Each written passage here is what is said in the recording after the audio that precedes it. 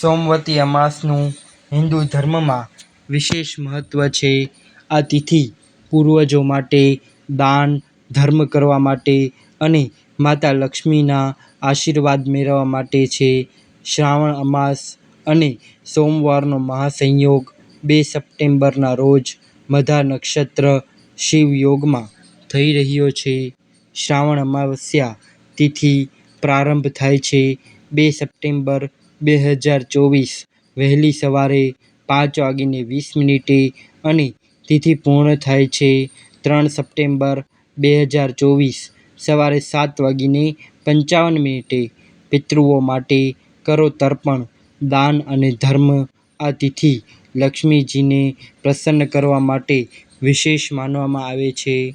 આ વર્ષે સોમવતી અમાસ, જેને પિઠોરી અમાસ અથવા કુશોથપાટની અમાસના નામથી પણ ઓળખવામાં આવે છે, શ્રેષ્ઠ યોગ સાથે આવી રહી છે. આ યોગમાં પિતૃઓ અને માતા લક્ષ્મીની કૃપા મળે છે. આ અમાસ બૃહસ્પતિના કેન્દ્ર ત્રિકોણ યોગમાં છે. આ ધર્મ, અધ્યાત્મ તેમજ તપસ્યાનું ફળ પ્રદાન કરવાવાળી અમાસ છે. આ દિવસે ધર્મ કાર્ય જેવા કે પિતૃઓ માટે તર્પણ, પિંડદાન, દેવી પૂજન વગેરે વિધિ-વિધાનથી કરવું જોઈએ. આ વ્રત શ્રાવણ મહિનાની અમાસે કરાય છે. અમાસ સોમવારે હોય તો આ વ્રત મહાફળ આપે છે. વ્રત કરનાર ભાવિકે પ્રાતઃકાળે પવિત્ર જળમાં સ્નાન કરી શુદ્ધ થઈ પ્રથમ ભગવાન શિવજીની અને પછી વિષ્ણુની પૂજા કરવી જોઈએ. ઘીનો દીવો કરી હાથમાં 8 ફળ લઈ 108 પ્રદક્ષિણા કરવી. ત્યારબાદ એ ફળ ભગવાનને અર્પણ કરવા. ફળ ન મળે તો સૂતરની 8 આંટી લેવી. વ્રતના દિવસે ઉપવાસ કે એકટાણું કરવું. વ્રતની કથા વાંચ્યા સાંભળ્યા પછી જ એકટાણું કરવું જોઈએ. હવે આપણે સાંભળીએ સોમવતી અમાસની વ્રત કથા. મહામાવતી નગરીમાં એક બ્રાહ્મણ-બ્રાહ્મણી રહેતા હતા. પતિ-પત્ની બંને ઘણા ધર્મિષ્ઠ હતા. આંગણે આવનારને જમાડીને જ જમતા. એમને 7 દીકરા અને 1 દીકરી હતી. 7 દીકરાની વહુઓ પણ કહ્યાગરી હતી. સાસુ-સસરાની સેવા કરતી. દીકરીનું નામ જ્ઞાનવતી હતું. એ રૂપનો અંબાર અને ગુણોનો ભંડાર હતી. એક દિવસની વાત છે. બ્રાહ્મણના આંગણે સાધુ પધાર્યા. 7 વહુઓએ ભિક્ષા આપી. સાધુએ 7યને અખંડ સૌભાગ્યવતીના આશીર્વાદ આપ્યા. પછી જ્ઞાનવતીએ ભિક્ષા આપી તો સાધુએ એને ધર્મવતી ભવ એવા આશીર્વાદ આપ્યા. જ્ઞાનવતી વિચારમાં પડી ગઈ કે મને આવા આશીર્વાદ શા માટે આપ્યા?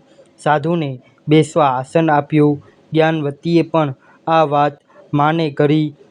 દીકરી સાધુ પાસે આવી પ્રણામ કરી દીનભાવે પૂછવા લાગ્યા, હે મહારાજ, મારી દીકરીને અખંડ સૌભાગ્યવતીના આશીર્વાદ કેમ ન આપ્યા?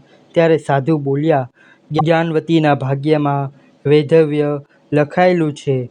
સપ્તપદીના સમયે જ જ્ઞાનવતીના પતિનું મૃત્યુ થશે. આટલું સાંભળતા જ દીકરી રડવા લાગ્યા. રડતા રડતા આજીજી કરવા લાગ્યા કે હે મહારાજ, કૃપા કરીને જ્ઞાનવતીને વૈધવ્યના ભાવિ દુઃખમાંથી ઉગારો.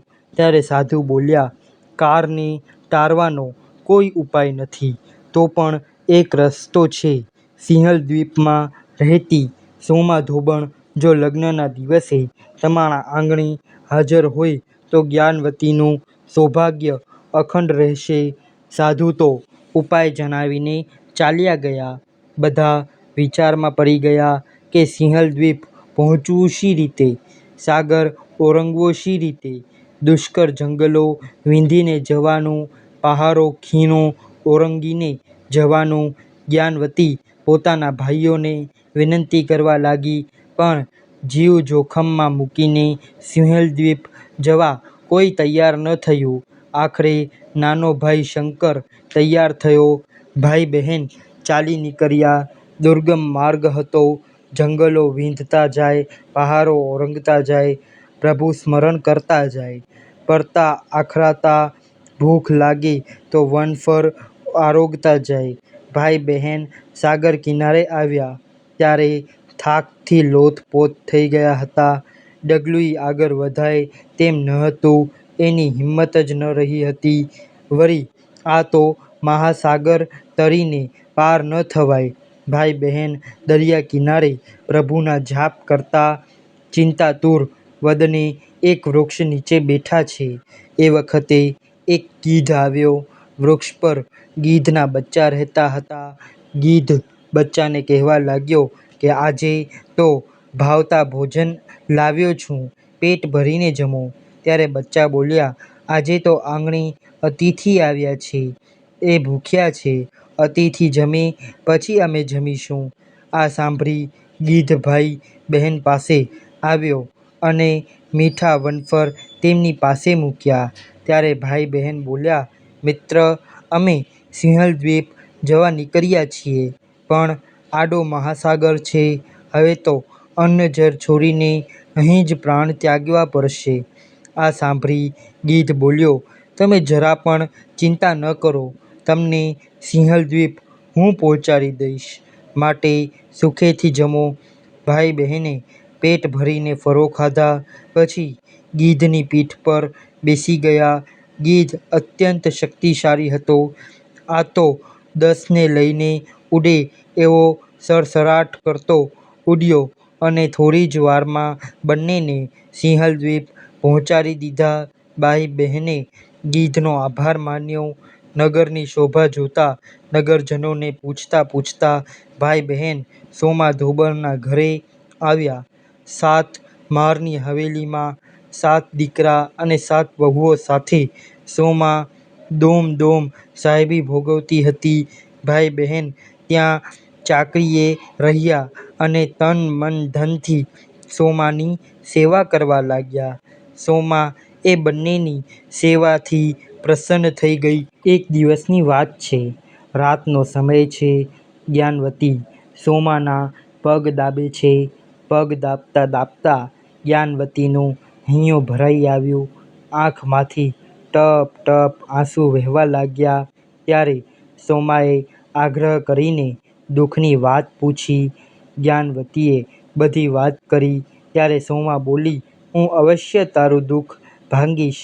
બીજા દિવસની સવારે સોમાએ ભાઈ બહેનને સાથે લીધા અને વ્રતના પુણ્યબળે આકાશમાર્ગે ઉડતી મહિમાવતી નગરીમાં આવી.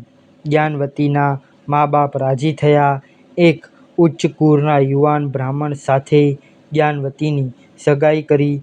ઘડિયા લગ્ન લેવાયા. લગ્નના દિવસે જાન આવી. રૂડા સામૈયા કરી ઉતાર્યા આપ્યા. ચોથો ફેરો ફરતા જ જ્ઞાનવતીનો પતિ મંડપ પર જ ઢળી પડ્યો. પરવારમાં એના પ્રાણ ઉડી ગયા. આનંદ મંગલની જગ્યાએ શોક છવાઈ ગયો. હાહાકાર વર્તી ગયો. બધા કલ્પાંત કરવા લાગ્યા. એ વખતે સોમાએ બધાને શાંત રહેવાનું કહ્યું. જમણા હાથમાં જળની અંજલિ લીધી. એમાં સોમવતી અમાસનું પુણ્ય ફૂંક્યું અને એ અંજલિ જ્ઞાનવતીના મૃત પતિ પર છાંટી. અંજલિ છાંટતા જ એ આરસ મરડીને બેઠો થયો. જ્ઞાનવતીના હર્ષનો પાર ન રહ્યો. સગા સ્નેહી સોમાને પ્રણામ કરવા લાગ્યા. લગ્નની વિધિ પૂર્ણ થતાં જ સોમાએ વિદાય માંગી. જ્ઞાનવતીએ આગ્રહ કર્યો ત્યારે સોમા બોલી, મારા પતિને સજીવન કરીને મેં કાળને માહત કર્યો છે. પરિણામે મારા 7 પુત્રો મૃત્યુ પામ્યા છે. જો હું ત્યાં સમયસર નહીં પહોંચું તો એમના દાહ સંસ્કાર થઈ જશે.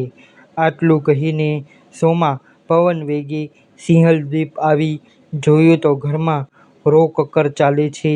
7 પુત્રોના શબ પડ્યા છે. સોમાએ સ્નાન કરી ભગવાનનું પૂજન કર્યું. પીપળાની પ્રદક્ષિણા કરી.